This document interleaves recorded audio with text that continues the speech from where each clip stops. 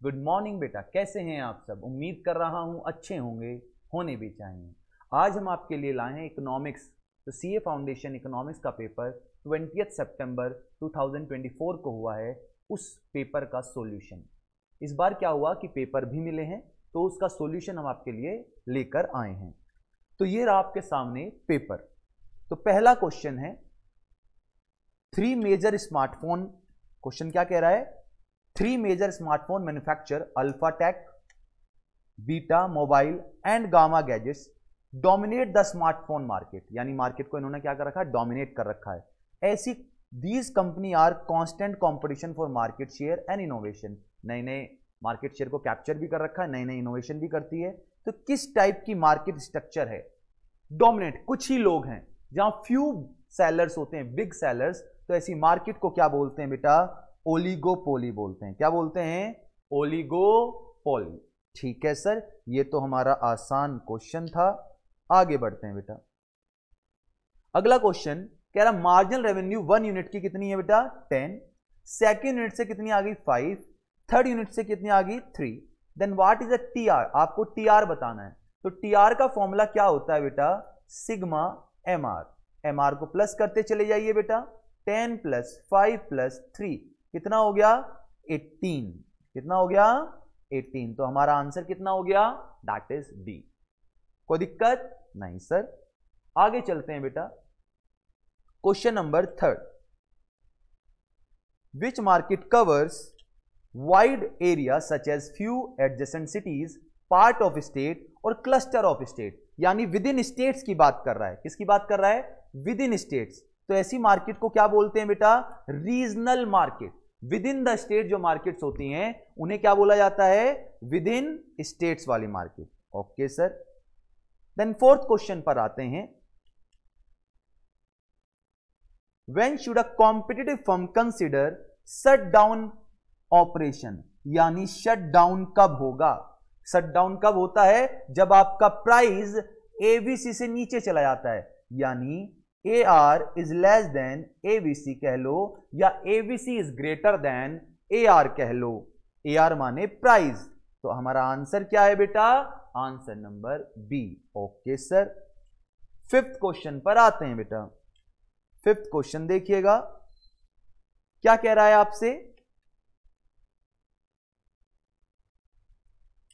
The supply curve of perfectly competitive firm in short term. Perfectly competitive firm कौन सा होता है? जहां पर large number of buyer sellers होते हैं, उसके सप्लाई कर्व की बात कह रहा है। तो आपको बताना है क्या होता है। तो आपको पता है मार्जिनल कॉस्ट जो होती है minimum lies above the minimum point of ABC, यानी अबव चली जाएगी। यानी पॉइंट अगर मैं बताऊं, कर्व बनाऊं, तो कर्व कैसा बनेगा बेटा? एमसी कर्व अबव होगा एबीसी से मिनिमम पर। ठीक है, यह कह सकते हैं मिनिमम पॉइंट पर मार्जिनल कॉस्ट काटती है, उससे ऊपर ही चली जाएगी जब कंपटीशन फर्म होता है। तो इसका आंसर कितना हुआ बेटा? Answer B. उसके बाद आगे चलें।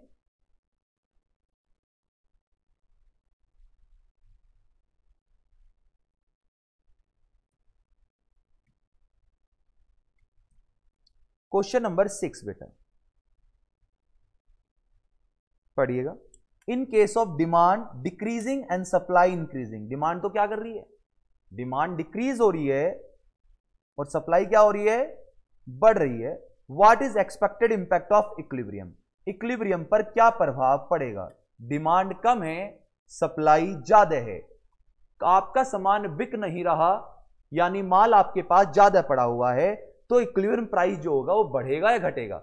इक्विलिब्रियम को 1 मिनट के लिए नीचे रख दे, अलग रख देते हैं। आप मुझे बताइए, जब आपका डिमांड कम आ रही है, माल आपके पास ज्यादा है, तो ऑब्वियस सी बात है प्राइस क्या हो जाएगा? फॉल हो जाएगा।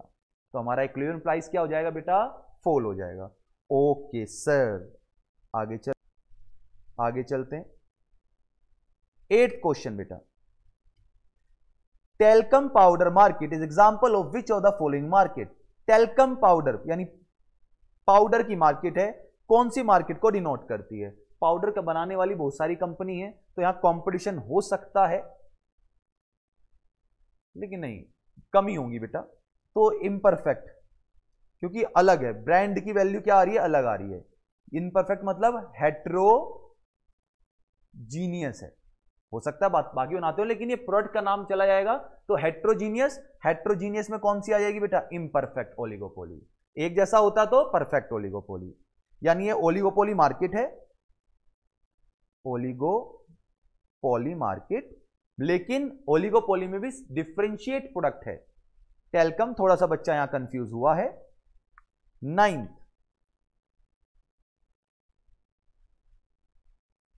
अ software company engage in price discrimination. एक सॉफ्टवेयर कंपनी है, प्राइस डिस्क्रिमिनेशन जानते हैं, charging different price from different customer.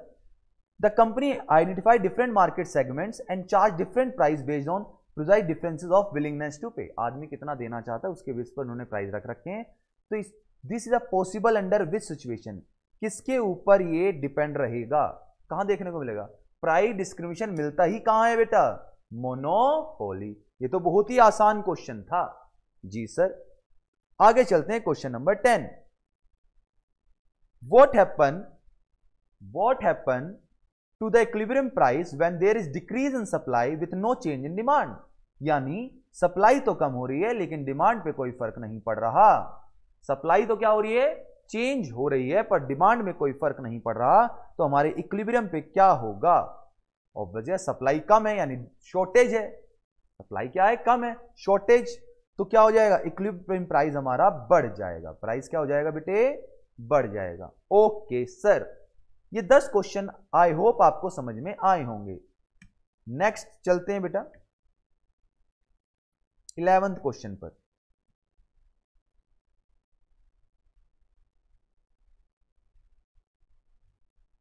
A market structure in which there is only single buyer and single seller। बेचने वाला भी एक, खरीदने वाला भी एक। तो ऐसी मार्केट का नाम क्या होता है सर, बायलेटरल मोनोपोली। बायलेटरल मतलब एक ही बेचने वाला और एक ही खरीदने वाला।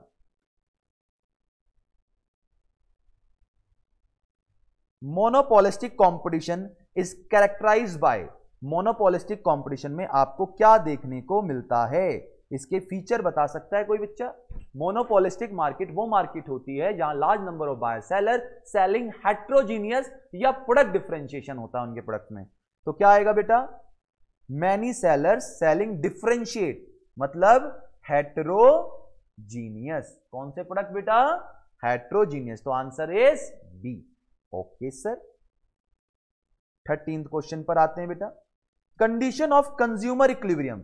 परफेक्ट कंपटीशन में कंडीशन क्या होती है कि एमआर एमसी के बराबर होना चाहिए and MC is rising after equilibrium. हाँ जी सर, ये तो हमें पता है। तो एमआर इक्वल टू एमसी, पहले में भी है, एआर ये तो नहीं हो सकता। MC cut MR from below, ये भी हो सकता है। MR and MC curve from below, ये यानी ये और ये दोनों कंडीशन है। बट आंसर क्या आएगा बेटा, आंसर नंबर आएगा डी, क्योंकि इसमें दोनों कंडीशन फुलफिल हो रही है। एमआर एमसी के बराबर भी और एमसी नीचे से, यानी MC cut from the below. 14th, the market structure in which all firm are price taker. क्या होते हैं बेटा, सर इसका आंसर तो हमने सर देखते ही लगा दिया था, perfect competition. Perfect competition price taker होता है, मोनोपोली मार्केट प्राइस मेकर होती है। तो हमें तो इसका आंसर पता था सर। सर हम तो कह ही रहे हैं सर, पेपर इजी आया है सर, हम सब पास होके दिखाएंगे सर आपको। ओके बेटा, according to kinked demand curve hypothesis, what does the demand curve facing oligopolist have a kink at premium price level. तो किंग डिमांड कर एक हाइपोथेसिस है, तो डिमांड कर बतानी है ओलिगोपोली के लिए कैसा बनेगा, सेगमेंट क्या होगी। उसने कहा कि to create confusion among competitor. Confusion की तो कोई बात ही नहीं है, ब्रांड के ऊपर काम हो रहा है। डिमांड कर वज इंटरेस्टिंग नहीं। सेगमेंट प्राइस हाईली इलास्टिक हो सकता है एंड बिलो इट्स इनइलास्टिक, ये पॉइंट हो सकता है।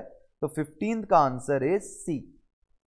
ग्राफिकल एरर्स प्रेजेंटेशन में नहीं होती हैं, बनाना ही दिक्कत है। तो segment above price high elastic होगा एंड बिलो इनइलास्टिक होगा। ऊपर है तो इलास्टिक, नीचे है तो इनइलास्टिक, सिंपल सा है। आगे चलते हैं बेटा,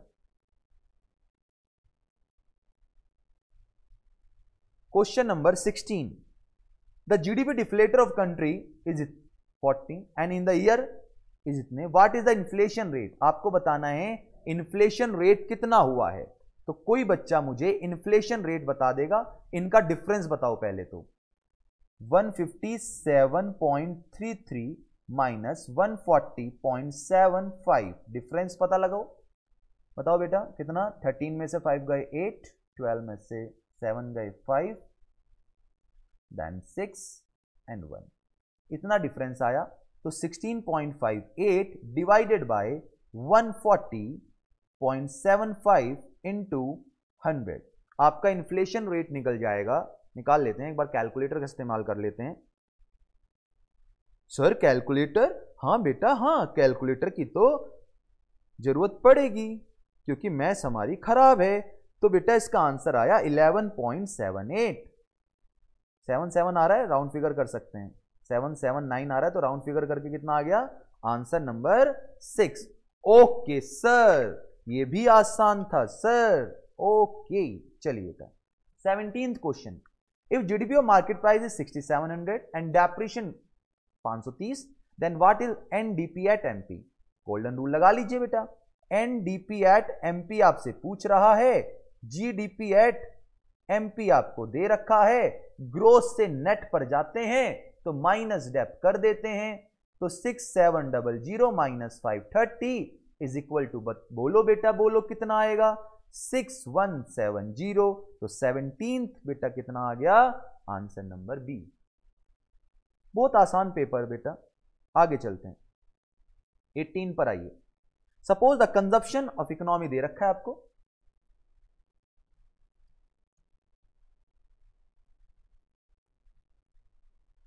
$30 + 0.5y इन्वेस्टमेंट आपको गिवन है। What will the equilibrium level of income, equilibrium कहां पर आएगा, y क्या होती है, c + i होता है। क्या होता है बेटा, y = c + i। तो c आपको गिवन है कितना बेटा, 30 + 0.5y, इन्वेस्टमेंट आपको गिवन है 12 + 0.15y। तो ये हो गया बेटा 42 + 0.65y। तो y इधर आ जाएगा तो ये बच जाएगा बेटा 0.35y इज इक्वल टू 42। तो y is equal to 42 divided by 0.35। तो y की वैल्यू बताओ बेटा, डिवाइड करके कितनी आई। सर फिर कैलकुलेटर, राजा बेटा कैलकुलेट तो अलाउ होता है ना सीए फाउंडेशन पेपर में। तो आंसर नंबर 120। तो 18 का आंसर आ गया बेटा 120। ओके सर, चलो बेटा आगे चलते हैं 19। Which of the following refer to mix income of self employed. Mix income में क्या क्या आ जाता है, जो डिवाइड ना हो सके, डिस्ट्रीब्यूट ना हो सके, वो सब किस में आएगा, मिक्स इनकम में आ जाएगा। तो एक कंबाइंड फैक्टर पेमेंट होती है जिसको डिस्टिंग्विश नहीं किया जा सकता। आगे, what does disposable personal income represent.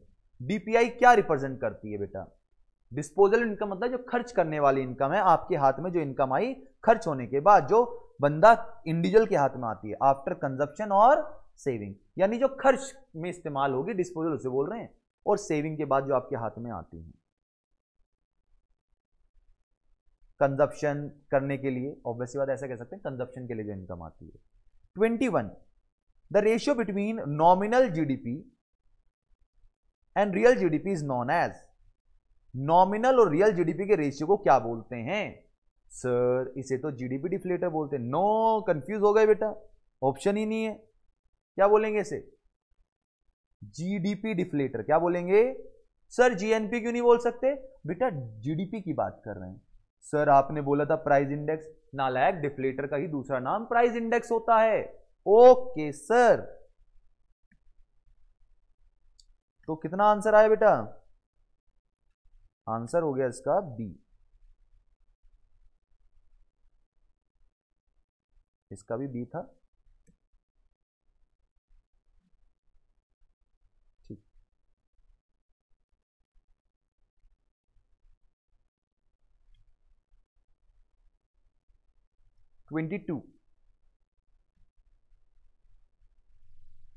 Which of the following is not limitation of competition of national income. National income की जो लिमिटेशन, कौन सी लिमिटेशन नहीं है? विच of the following is not a limitation of national income. पढ़िए बेटा, issue of transfer payment, ये तो limitation है। सर्विस ऑफ ड्यूरेबल गुड्स, ये भी है। Difficulty, quality improvement due to technological innovation, ये नहीं है, ये नहीं है। उसके बाद 23rd पर आइए बेटा, which method measure the contribution of each producing enterprise in the domestic territory of a country over an accounting year by consolidated production of each industry less intermediate purchase from all other. IC जिसमें से minus कर दिया जाता है, intermediate consumption एक ही method से minus होता है, दैट इज प्रोडक्ट मेथड, बोले तो value added method. Okay sir. 24 in the 3 sector model of closed economy, 3 sector C plus I plus G, neglecting foreign trade, what are the 3 component आपको बताने हैं? C plus I plus G। C माने consumption, I माने investment, G माने government. बताओ बेटा, बताओ कौन सा आंसर आएगा? सर CIG, बोले तो C ऑप्शन। अब 25th पर आइए बेटा। According to Keynesian theory, income and employment, national income किसके ऊपर डिपेंड करती है? National income depend upon, national income किसके ऊपर डिपेंड करेगी? नेशनल इनकम मतलब एग्रीगेट सप्लाई। नेशनल इनकम को डिनोट किससे करते हैं? एग्रीगेट सप्लाई से डिनोट करते हैं। तो बताइए बेटा, किसके ऊपर डिपेंड करेगी? ऑब्वियस सी बात है, एग्रीगेट नेशनल इनकम एएस है, तो एएस किसके ऊपर डिपेंड होगी बेटा? एडी के, और एडी को इफेक्टिव, कीनेस थ्योरी ने जो प्रिंसिपल दिया था that is effective demand principle. Okay sir. 26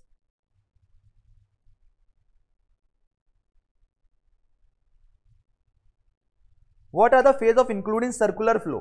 circular flow में 3 फेज होते हैं, production phase, generation of income and disposition. 3 phase बताइए बेटा कौन कौन से? 3 फेज हैं, प्रोडक्शन, डिस्ट्रीब्यूशन, डिस्पोजिशन। एक्सपेंडिचर को डिस्ट्रीब्यूशन, डिस्ट्रीब्यूशन इनकम करते हैं, जनरेशन ऑफ इनकम होगी। तो कितने फेज हो गए? 3, production, distribution and distribution. Taxation नहीं होता, एक्सपेंडिचर नहीं होता, इन्वेस्टमेंट नहीं होता।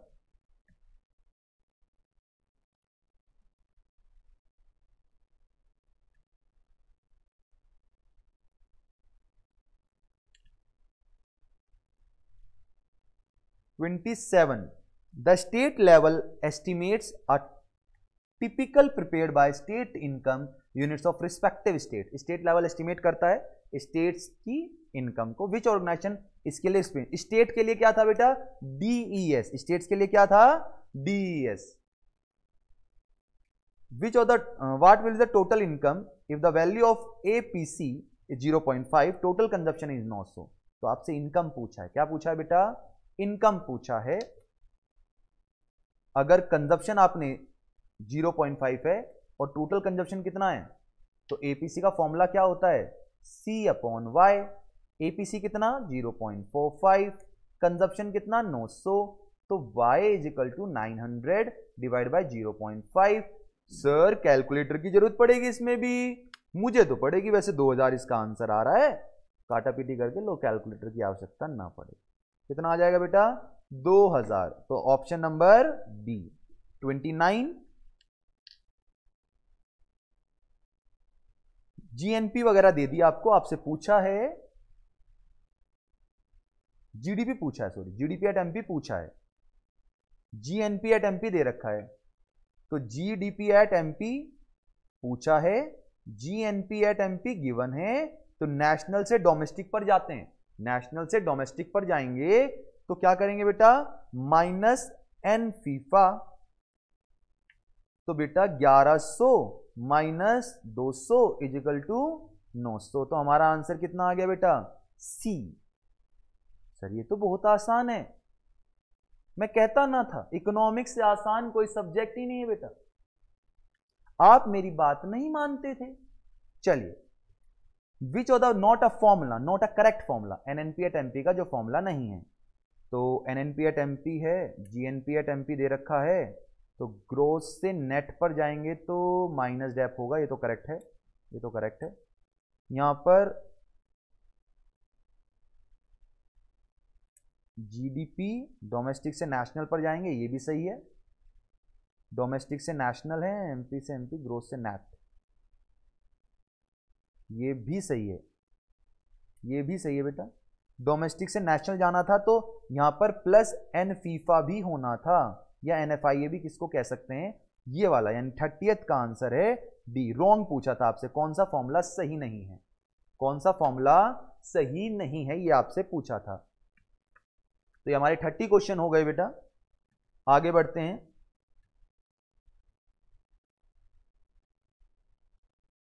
31, what is the term of lowest point of economic activity in a business cycle where unemployment is high and production is lowest? Lowest point of economic activity business cycle में जो सबसे lowest point होता है, जो सबसे lowest point होता है, उस point का नाम है टर्क, यानी डिप्रेशन, गड्ढे में गिर जाना, सबसे lowest point। सर रिकवरी होता है, अभी नालायक को 4 ही स्टेप होते हैं। रिकवरी इज अ सिचुएशन जो दोबारा से शुरुआत करती है, स्टार्टिंग से 4 ही फेज होते हैं बेटा। Okay sir. Business whose fortune is closely linked with the rate of economic growth, जो fortune is close rate of economic growth से डिपेंड करता है, यानी देश की ग्रोथ पर जो डिपेंड करता है, ऐसा बिजनेस कौन सा है बेटा जो डिपेंड करता है, ग्रोथ ऊपर भी जा रही है, नीचे भी जा रही है, ऊपर नीचे, तो ये कौन सा है, साइक्लिक, कभी बूम पीरियड है, कभी रिसेशन पीरियड है, तो ऐसे बिजनेस को क्या बोलते हैं, cyclic. During the time of production of weapons and arm etcetera increase and most of the resource of the country are diverted to their production। कुछ मतलब टाइम वेपन्स आर्म्स का प्रोडक्शन हमारे देश में क्या हो रहा है, बढ़ रहा है, resource of the country are diverted to other production, divert हो रहे हैं। तो ये कौन सी सिचुएशन है, ये कौन सी सिचुएशन में होता है, वॉर के दौरान होगा, पोस्ट वॉर के दौरान होगा, कब, वॉर के दौरान हमारे देश में आर्म्स और वेपन्स का प्रोडक्शन क्या होगा, ज्यादा है।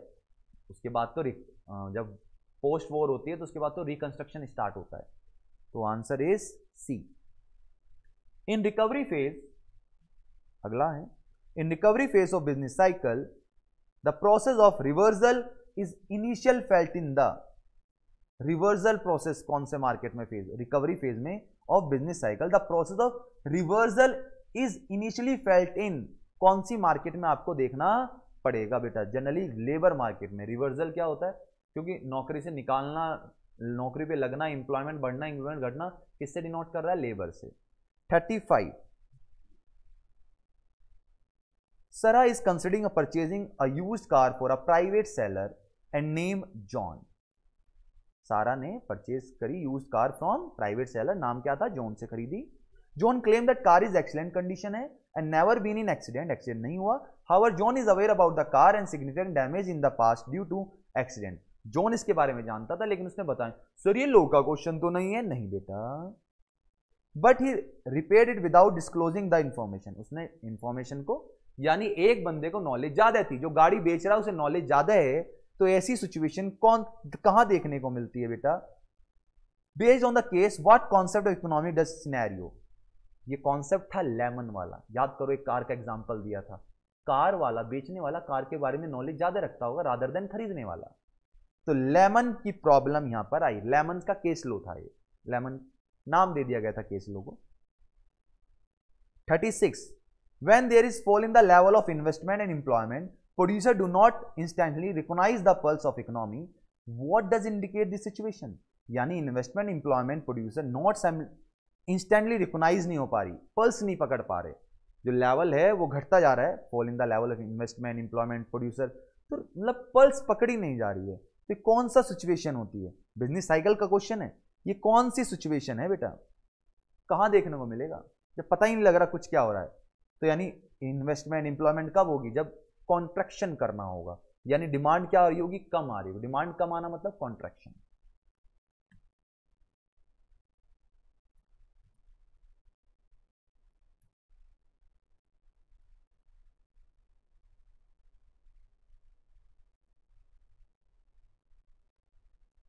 Which article of Indian Constitution contain specific provision regarding distribution of finance?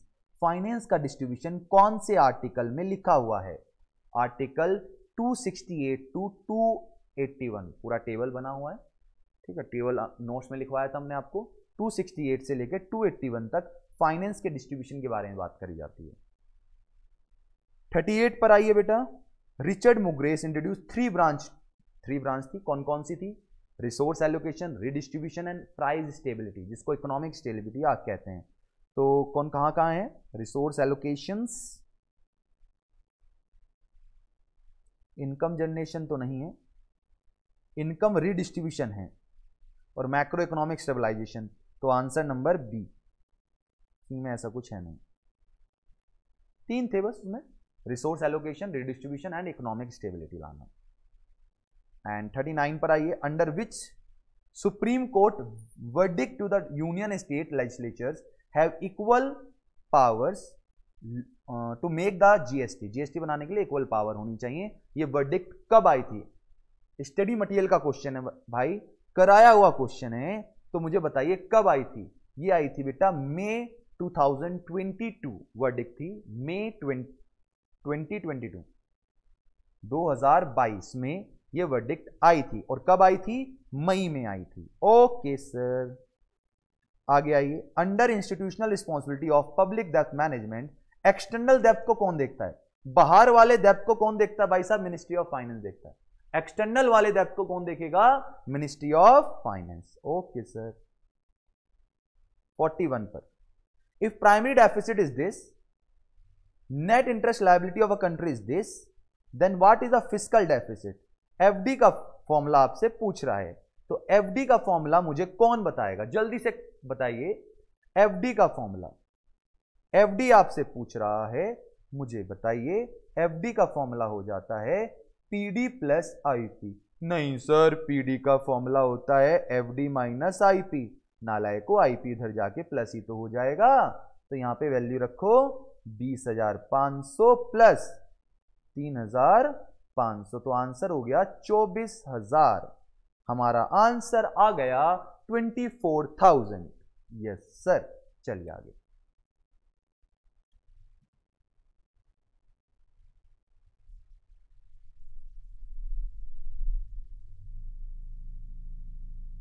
Which of the following are considered tool of fiscal policy? Fiscal policy के टूल्स बताइए। टैक्सेशन हो गया, उसके बाद पब्लिक बोरोइंग होगी, बोरोइंग फ्रॉम आरबीआई हो गई, and expenditure government spending हो गई। तो इनमें से बताइए कौन सी है? कौन सा आएगा? टैक्सेस, एक्सपेंडिचर, पब्लिक डेप्ट। ठीक, तीन हो गए। पब्लिक डेप्ट मतलब में बोरोइंग्स की बात हो रही है, बोरोइंग चाहे वो आरबीआई से ले। 43 पर आइए, ये क्वेश्चन आपको दे रखा है, what will the primary deficit? Primary deficit आपसे पूछा है, टीडी का फॉर्मूला होता है एफडी माइनस आईपी। इंटरेस्ट की लायबिलिटी आपकी 2000 दे दी, और बोरोइंग को वैसे तो बोरोइंग लिख सकते थे, लेकिन यहां आप पूरा निकालेंगे। एफडी दे रखी है क्या? एफडी आपको गिवन है, ठीक है, एफडी इज गिवन 24,000, तो कितना हो गया? 22,000। वैसे FD is equal to borrowing होता है, लेकिन मैंने कहा था आपसे न्यूमेरिकल में मत मानिएगा फिलहाल, क्योंकि इंस्टीट्यूट के मटेरियल के हिसाब से 12th में आप लोग पढ़ते हैं FD is equal to borrowings, but जब गिवन है एफडी तो हम एफडी मानेंगे। गिवन है तो एफडी से ही निकालिए, एफडी निकालकर तब इंटरेस्ट पेमेंट माइनस करिएगा। तो answer is B.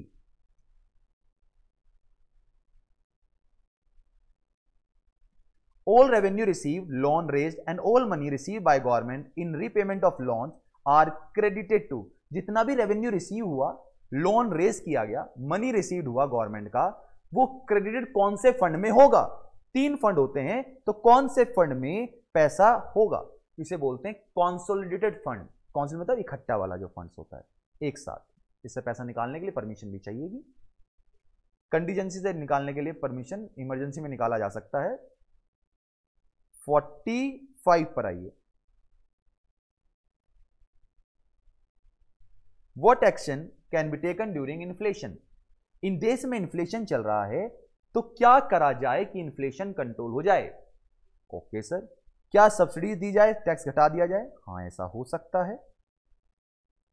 Implement measures and reduce government spending, ये भी हो सकता है।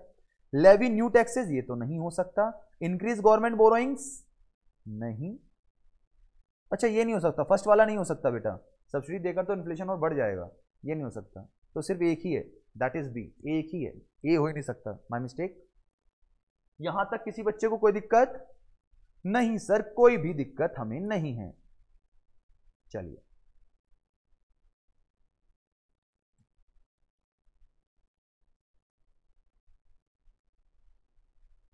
(46) पर आते हैं। If monetary base economy is 250 crore through open market operation by central bank ने ओपन मार्केट ऑपरेशन करता है, money supplies 1000 crore, calculate the money multiplier. Money multiplier कितना है? मॉनेटरी बेस कितना था? 250 था और 1000 मनी सप्लाई था, यानी मनी सप्लाई कितना हुआ?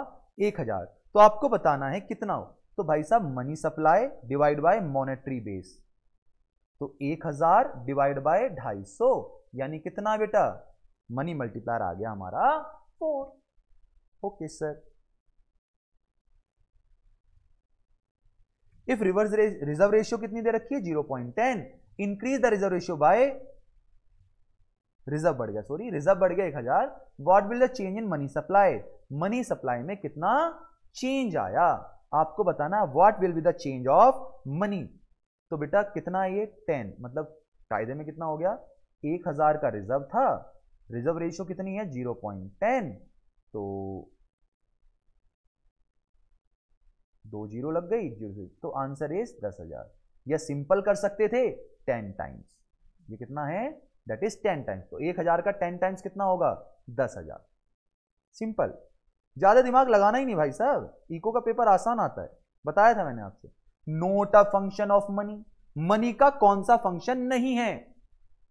मेजर है, मीडियम एक्सचेंज है, यूनिट ऑफ अकाउंट है, इजीली रिप्रोड्यूसिबल, पीपल, क्या पैसा छापेंगे पीपल? ना सर ना, ये तो हमने लगाया बिल्कुल। 49, the concept of aversion of risk is propounded by, aversion of risk कौन सी थ्योरी में दिया गया था? कौन सी थ्योरी में एवरेशन ऑफ रिस्क दिया गया था? जल्दी बताइए बेटा, किसने दिया था? टॉबिन साहब ने। किसने दिया था? और टॉबिन साहब का पूरा नाम क्या है? James Tobin. सर ये याद नहीं था सर हमें, सर बहुत सारी थ्योरी हो गई थी सर, किस किस का नाम याद करते सर? बेटा पढ़ाई करनी है, आगे जाना था तो पढ़ना तो था सर, हम पास होएंगे सर। ओके बेटा, परेशान क्यों हो रहे? घबराना नहीं, घबराना नहीं है बेटा, डर के आगे जीत है बेटा, माउंटेन ड्यू पिया करो बेटा। What type of currency issued by central bank? Central bank जो करेंसी इशू करता है वो कौन सी करेंसी होता है भाई? That is fiat money. Legal tender को फिएट मनी कहते हैं, बात खत्म। 51, in an economy the money supply is 500, velocity कितनी है? वेलोसिटी कितनी दे दी बेटा? That is 5, and total number of transaction कितनी हुई? 10,000। आपको एवरेज प्राइस लेवल निकालना है। क्या निकालना है बेटा? एवरेज प्राइस लेवल निकालना है। तो कैसे निकालेंगे बताओ जल्दी से, फटाफट फटाफट एवरेज प्राइस लेवल निकाल कर आपको बताना है, जल्दी बताइए बेटा, फटाफट बताइए बेटा। निकला आपका? नहीं सर, हम फॉर्मूला भूल गए सर। तो बेटा फॉर्मूला होता है mv = pt, ठीक है? तो mv कितना दे रखा है? 500 इंटू 5 = p हमें निकालना है इंटू 10, तो 25 = p इंटू 10,000, तो p = 0.25, 0.25 बोले तो 25 लाख। सर 25,000 क्यों नहीं हो सकता? 25,000 क्यों नहीं हो सकता? बोलो, 1000 में क्यों नहीं जा सकता बेटा? फिगर इन करोड़ है, फिगर इन करोड़ है, तो किसमें आएगा बेटा? 7 जीरो, तो 5 ही जीरो रह जाएगी, 2 जीरो यहां से हट जाएगी। करोड़ की में तो मल्टीप्लाई करोगे इसमें, 7 जीरो तो लगेगा, तो कितना आएगा? 25 लाख। Okay sir.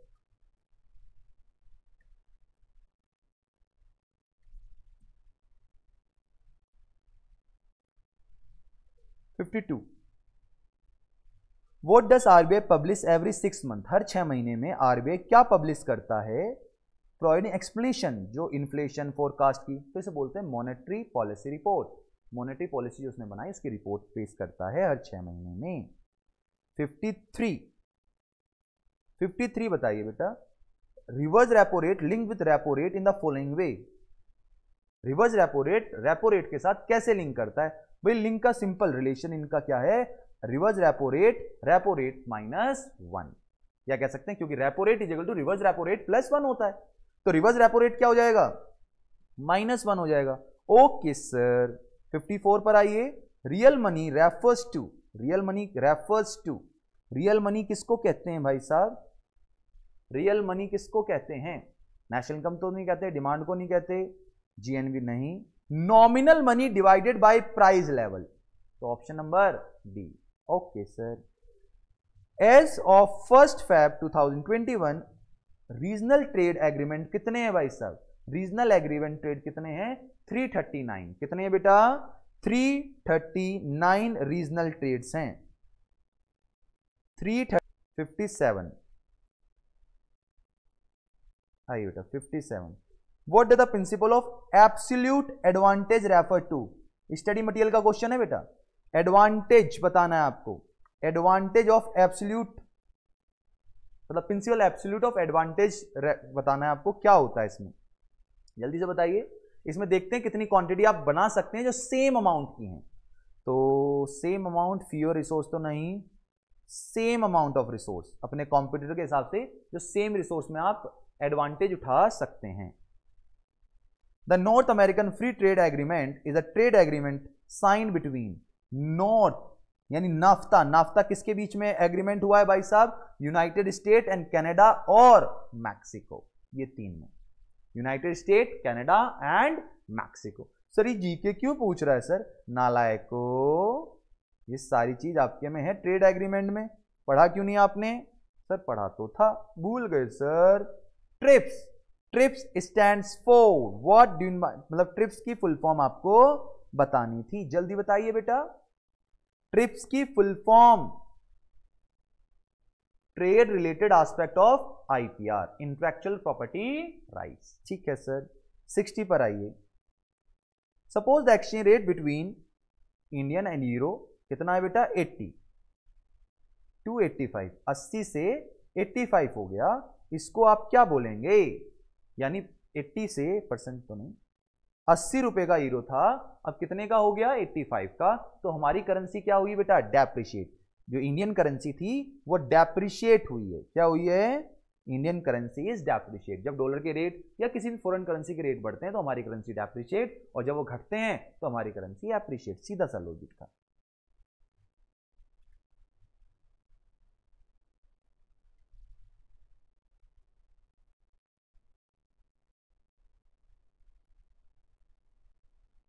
$61 बेटा।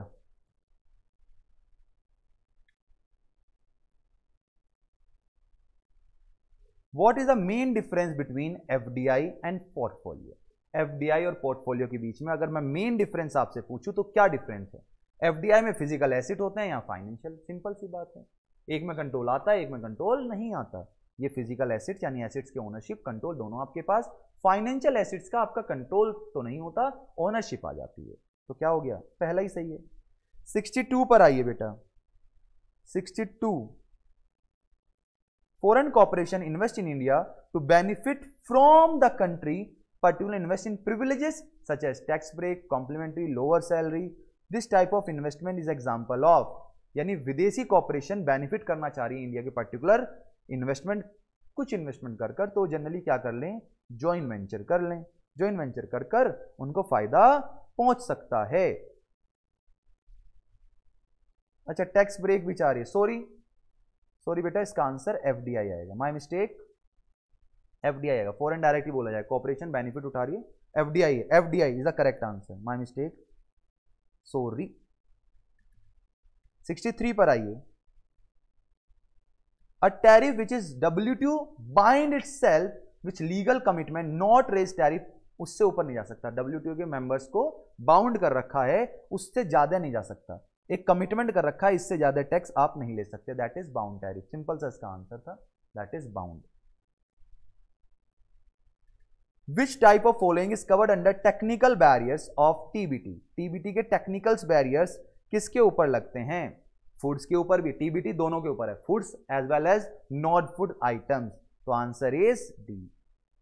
65 पर आइए बेटा। What terms is used to rate between currency Y and Z, which is derived from the given rate of another set of two pairs, say X, Y and XZ? तो आपको बताना है YZ के बीच में करेंसी टर्म यूज हो रहा है, जो ड्राइव हुआ है दूसरे दो अलग अलग कंट्री के रेट से, जैसे XY और XZ, तो इसमें करंट जैसे रेट का नाम क्या रेट होगा, आपसे रेट का नाम पूछा है, तो दो अलग अलग से मतलब करेंसी से रेट को निकाला गया, that is known as cross rate. क्या बोलते हैं उसको? Cross rate.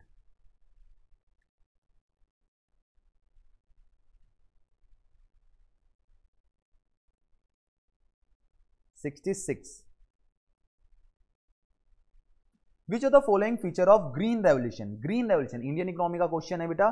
ग्रीन रेवोल्यूशन के फीचर पूछे थे, जिसमें HIV सीड्स का इस्तेमाल हुआ था, लैंडलेस तो नहीं था, use soil fertility, diversion of horticulture, H5 का इस्तेमाल करना था। किसका इस्तेमाल करना था? HYV का। Okay sir. 67 का बताइए, on which date new industrial policy, आपको डेट बतानी है, न्यू इंडस्ट्रियल पॉलिसी कब लिखवाई है मैंने आपको, दैट इज 24 जुलाई 1991।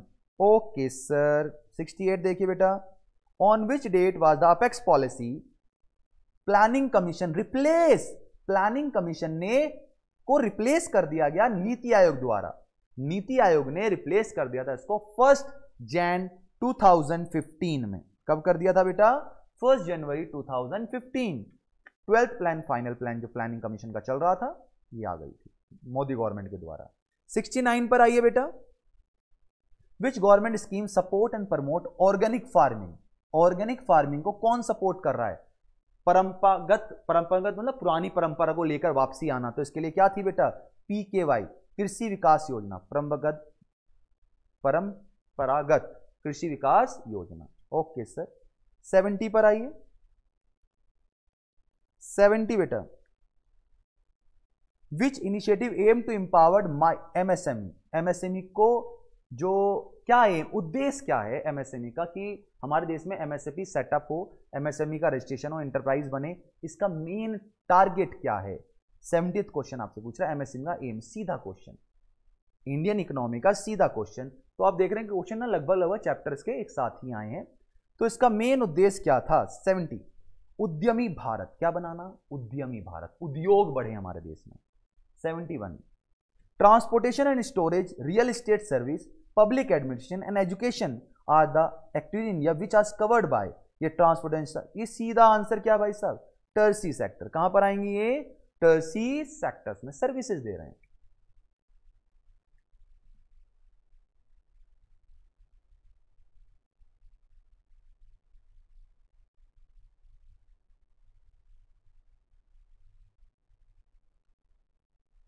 चलिए बेटा आगे चलते हैं। 72, फुल फॉर्म पूछिए DPIIT की, डिपार्टमेंट ऑफ, क्या था जल्दी बोलो?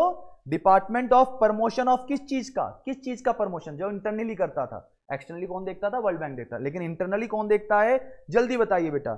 Yes sir, yes, promotion of industry and internal trade, DPIIT। ठीक है सर।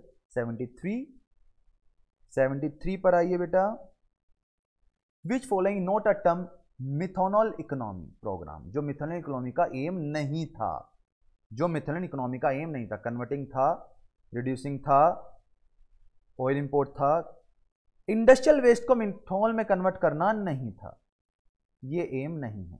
नोट पूछा था, ध्यान रखना नोट। 73 के बाद 74 पर आइए, which of the following statement is true in relation to the object of national data analytic platform? NDT के लिए कौन सा ट्रू है? इनमें से 4 ऑप्शन आपके सामने हैं, इनमें से ट्रू ऑप्शन आपको बताना है। मेन उद्देश्य क्या था? इंश्योर डेटा नहीं, फैसिलिटेट इंप्रूव, यस ये था, facilitate improve access of Indian government of India, ताकि एक्सेस को इंप्रूव किया जा सके। डेटा होगा तो हम चीजों को इंप्रूव कर लेंगे। ठीक है sir. 75, the Indian development update IDU report publish in November 2022 is publish by, IDU की जो रिपोर्ट पब्लिश करी गई थी वो किसने करी थी बेटा? That is world bank. किसने करी थी? वर्ल्ड बैंक ने। ठीक है sir.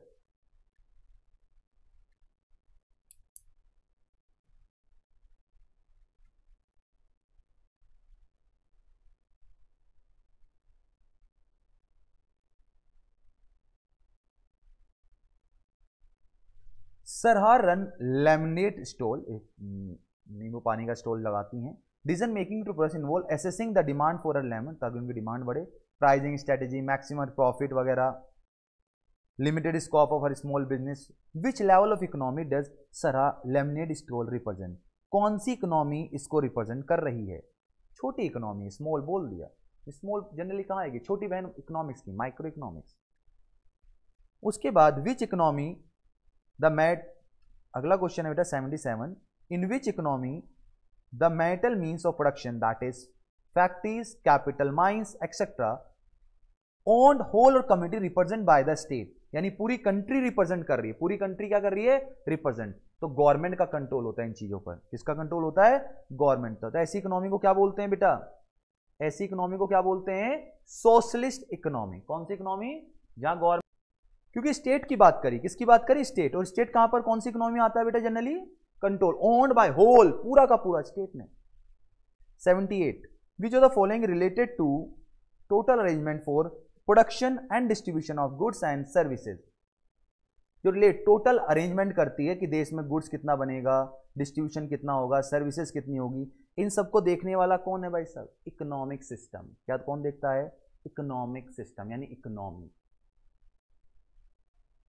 Business economics basically concern with, business economic किससे कंसर्न करती है? कई बार बेटा एग्जाम में मैंने आपको क्वेश्चन दिया है, बिजनेस इकोनॉमिक्स बेसिकली कंसर्न किससे करती है? माइक्रो, क्योंकि आपके पर्टिकुलर बिजनेस की बात कर रहा है। 80, suppose elasticity of demand is 1 if the price of product increase by 5%, then ED कितना है? 1, यानी पहले ही क्या दे दिया? इलास्टिक है, प्राइस बढ़ जाता है। मोस्ट प्रोबेबल सिचुएशन क्या होगी इसमें? अगर प्राइस बढ़ेगा तो क्या होगा? रेवेन्यू भी बढ़ेगा, नहीं बढ़ेगा बताओ, या घटेगा? अगर प्राइस बढ़ता है 5% से, तो देख लो एक बार, ईडी का फॉर्मूला क्या है? Percentage change in quantity demand divided by percentage change in price. तो ये 1.2 इज इक्वल टू कितना? Percentage change in quantity demand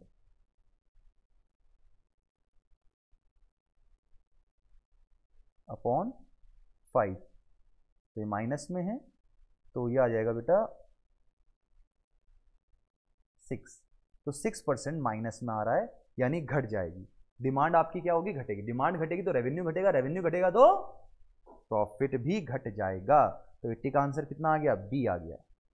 price in capitalist economy is determined by, price capitalist economy में generally कौन determine? Capitalist कौन सी economy होगी? Private sector वाली economy हो गई, तो कौन डिटरमाइन करता है बेटा? Market force, that is demand and supply.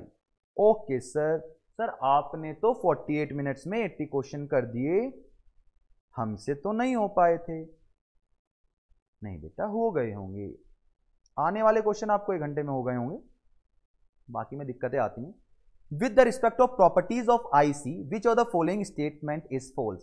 Properties of IC आप देखो 5 प्रॉपर्टीज होती हैं, इनमें से कौन सा स्टेटमेंट false आपको दिखाई दे रहा है? हायर IC, हायर ये तो होता है, IC नेगेटिव स्लोप होता है, इंटरसेक्शन पॉइंट ऑफ 2 IC कर डिफरेंस हाईएस्ट लेवल, नहीं इंटरसेक्शन तो होता ही नहीं, तो दिस इज द गलत, दिस इज फॉल्स। कॉन्वेक्स होता है। 83 पर आइए। The price of commodity stand at a price supply is 500, price कितना है? 10, क्वांटिटी सप्लाई कितनी है? 500, प्राइस इलास्टिसिटी आपको ES दे दिया 1.25, at what price quantity supply is 20% मोर, यानी ये 20% कब ज्यादा होगी? कितने प्राइस पर? तो ED का फॉर्मूला लगा लो जल्दी से, सॉरी ES का कितना हो गया बेटा? 20 upon percentage change in price, और ES की जगह क्या रख लो? ES की जगह 1.25 रख लो, तो चेंज इन प्राइस कितना आ जाएगा? 20 अपॉन 1.25, डिवाइड करके देखो, 20 डिवाइड बाय 1.25 यानी 16%। तो कितना हो जाएगा बेटा? 16% आपसे पूछा था, पर price quantity to be supplied 20% more. जब प्राइस 16% से कम हो जाए तो 10 का 16% कितना होगा? 10 में से 16% माइनस कर देंगे तो 8.4, तो 83 का कितना आ जाएगा बेटा? सप्लाई ज़्यादा करनी है ना, क्वांटिटी सप्लाई, तो प्राइस तो कम करना, ज़्यादा करना पड़ेगा। सप्लाई है बेटा, ठीक है, ज़्यादा है, प्लस होगा बेटा 16%। सप्लाई है ना, हमने डिमांड सोचा सप्लाई है, तो आंसर कितना आएगा, बी आएगा। 16% उसमें प्लस कर दो, ठीक। 84, mister X and mister Y rich rivals, party है। In a party of X wear a expensive dress, on seeing it Mr. Y also has same dress decided to reject the use the name of some dress further, rather Mr. Y will try to use an even more expensive one, which effect of Mr. Y। एक को देखकर दूसरे की demand बढ़ रही है, एक को देखकर जब दूसरे की डिमांड बढ़ती है तो इसे क्या बोलते हैं बेटा, स्नॉब इफेक्ट, स्नॉब इफेक्ट बोलते हैं। 85 आओ, जल्दी जल्दी आते हैं। If the income elasticity of specific type of goods is greater than 1, what does it suggest about the goods. Specific type of goods की बात कर रहे हैं, किसकी बात कर रहे हैं बेटा, स्पेसिफिक टाइप ऑफ गुड्स की बात हो रही है। तो स्पेसिफिक कौन खरीदेगा, अमीर आदमी खरीदा, तो लग्जरी टाइप कह देते हैं, क्या कह देते हैं, लग्जरी। द डिमांड फंक्शन आपको दे रखा है बेटा, डिमांड फंक्शन आपको दे दिया। When price is 10, price elasticity आपको बतानी है, जब प्राइस कितना है 10 है। ये क्वेश्चन मैंने कई बार आपको क्लास में कराया हुआ है। इसका आंसर कितना आ जाएगा बेटा, जल्दी बताओ कितना आ जाएगा, 1 आ जाएगा। इसे सोल्व करना है, आपका होमवर्क है, इसका सॉल्यूशन करना है आपको। -1 आएगा वैसे। 87,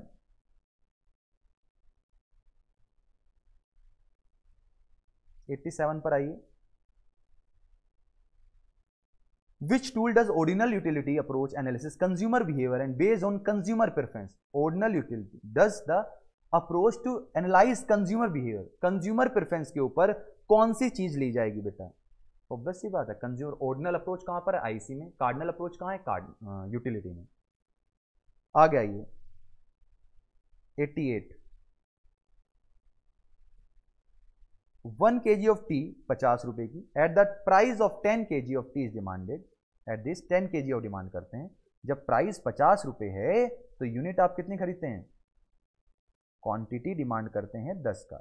if the price of coffee rises to 30, coffee के प्राइस कितने हो गए 30 to 40, the quantity demand of tea rise हो गई 10 to 15। What will the cross elasticity, आपसे क्या पूछा है, क्रॉस इलास्टिसिटी पूछी है। तो इसके प्राइस में कितना चेंज हुआ 10 का, इसके प्राइस में कितना चेंज हुआ बेटा, सॉरी क्वांटिटी में 5 का।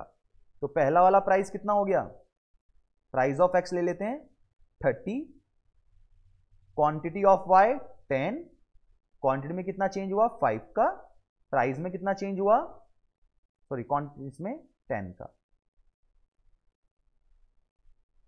तो 1.5 कितना आ गया बेटा, 1.5। 88 का सी। 89 पर आइए। If the change in quantity demand is 60 and change in advertisement velocity 20, तो 60/20 यानी कितना आ गया बेटा, 3 आ गया, simple. 89 very simple.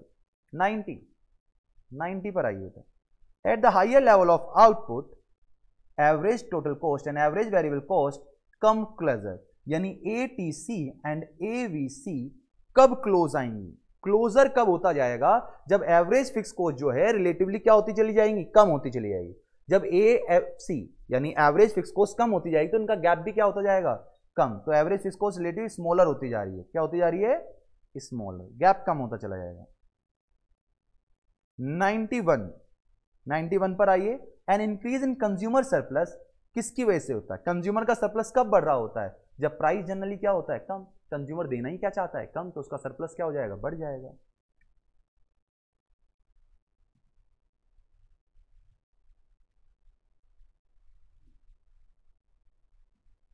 How is production is in the economic sense distinguish from non market activity perform with the house hold.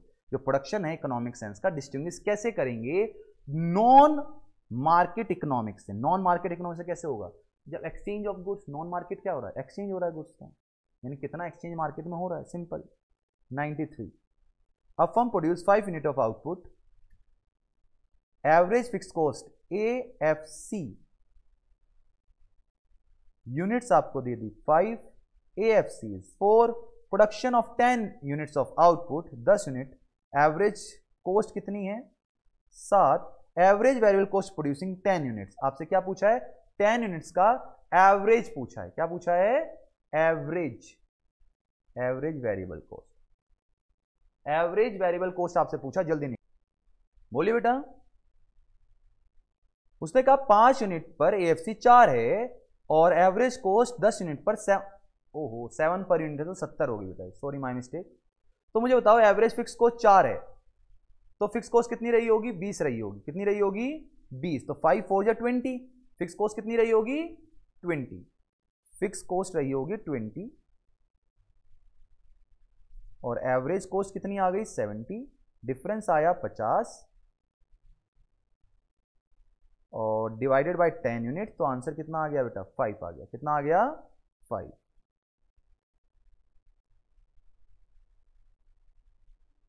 ये question देख लो, ये पूरा करना है आपको टेबल। पहली यूनिट पर ये 20 आ गया, देन 50 में से 20 गई, दिस इज 30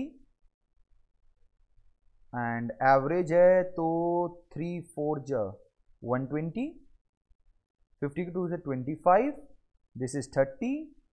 इसका आंसर आप बताएं मुझे 120 माइनस दैट इज 30 कितना आ गया। तो इसके बेस पर कुछ आंसर्स हैं वो बताने हैं आपको। What is the average product cost of third hour, third का एवरेज प्रोडक्ट क्या बताना है, एवरेज प्रोडक्ट कितना आ रहा है दैट इज 30, तो 94 का क्या हो गया 30।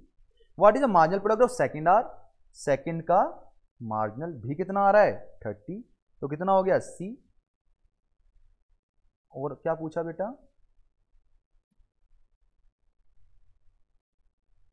96। अच्छा 2 ही क्वेश्चन पूछे इसमें। What is the primary characteristic of decreasing return, decreasing return की कैरेक्टरिस्टिक्स पूछी है। क्या होता है भाई साहब primary characteristic decreasing return of scale, क्या रहता है यहां पर, total output increase at increasing rate नहीं, total output increase at decreasing rate नहीं, टोटल आउटपुट तो भैया रिटर्न टू स्केल है, लॉन्ग रन है, तो क्या रहेगा कांस्टेंट रहने नहीं, डिक्रीज करेगा। ठीक है डिक्रीजिंग, डिक्रीजिंग है सॉरी डिक्रीजिंग, ठीक माय मिस्टेक, मैं उस पर कांस्टेंट पे चला गया। 97 पर आइए। What term is used to describe cost that remain fixed over a certain range of output, कुछ समय तक फिक्स रहेगी फिर सडनली जब करेगी तो इसे क्या बोलते हैं बेटा, सेमी वेरिएबल लिखें या स्टेयर स्टेप लिखें, बताइए मैंने आपको क्या लिखवाया था स्टेयर स्टेप्स, कुछ समय तक उसके बाद ऊपर।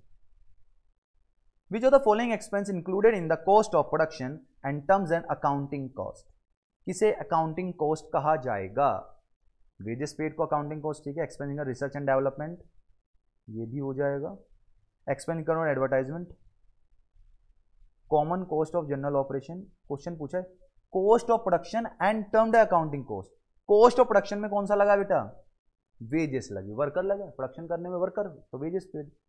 99 पर आइए, 99 पर sunk cost of the following information, आपको बतानी है संक कॉस्ट, संक कॉस्ट कितनी हो गई है, संक कॉस्ट कौन सी है जो वापसी नहीं आएगा पैसा, जो पैसा वापसी नहीं आएगा, रिसर्च का पैसा चला गया, एडवर्टाइजमेंट का पैसा नहीं आएगा, तो जनरली 2 ही हैं 155 और तो मुझे कोई दिखाई नहीं दे रहा, रेंट वेजेस से आपने प्रोडक्शन ले लिया होगा, रिसर्च से तो फ्यूल एंड पावर्स इसका भी यूज आपने किया होगा, यही 2 चीजें जो वापसी नहीं आती 100 अगर रिजल्ट खराब हो गए तो। Which when does the law of variable proportion or law of diminishing return become relevant, ये दोनों रेलिवेंट कब होंगे, लॉन्ग रन में या शॉर्ट रन में, दोनों में, variable proportion or law of diminishing return, return की बात कर रहा है तो long run and sorry short run में, शॉर्ट रन में बेटा, शॉर्ट रन में वेरिएबल क्या आते हैं रिटर्न टू स्केल नहीं है, शॉर्ट रन में आते हैं, किसमें आते हैं ओनली इन शॉर्ट रन। तो ये था बेटा पेपर का सॉल्यूशन, पेपर का सॉल्यूशन था ये, आई होप आपको समझ में आया होगा, फिर भी कोई डाउट है तो आप कमेंट्स में लिख सकते हैं, थैंक यू। कोई भी डाउट हो तो मेरा नंबर है, वो नंबर आप लिख लीजिए 9528 282801। इस पर कोई भी डाउट इकोनॉमिक्स से रिलेटेड कोई भी क्वेरी हो आप भेज सकते हैं। थैंक यू बेटा।